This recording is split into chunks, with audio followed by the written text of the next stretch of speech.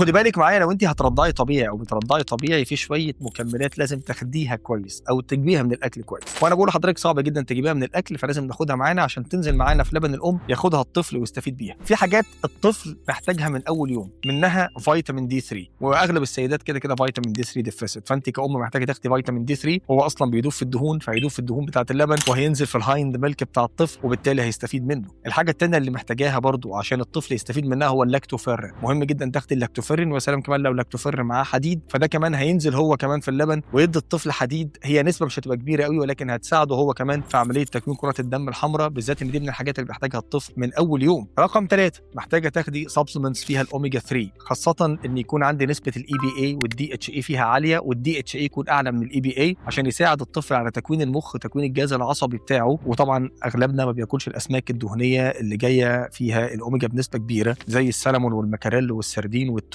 مش كل الناس بتاكل الكلام ده كل يوم، فلازم هناخد السبلمنتس دي. كل ما هتاخديها كويس هتنزل في اللبن بتركيز عالي، الطفل اخدها استفاد منها، ووفرنا سبلمنتس كان ممكن نحتاج نديها له بعد كده. الكالسيوم والحديد وفيتامين دي ليكي انت كأم هيعوضوكي عن حاجات كتيره جدا فقدتيها اثناء فتره الحمل. الاوميجا 3 هيساعد بشكل كبير في عمليه التخلص من الالام بتاعت ما بعد الولاده، وبعدين كمان المساعده في مقاومه الانسولين، لان بيكون الحوامل بيحصل عندهم بعض انواع المقاومه من الانسولين سواء ظهرت اعراض او لا. فوجود كميه كويسه من فيتامين دي 3 وكميه كويسه من الاوميجا 3 الاي بي اي والدي اتش اي كويسين، بيرجعوا تاني حساسيه الانسولين ويساعدوكي على فقدان الوزن او الرجوع للوزن اللي كان قبل عمليه الحمل. نفتكر دايما ان صحتنا وصحتهم اهم.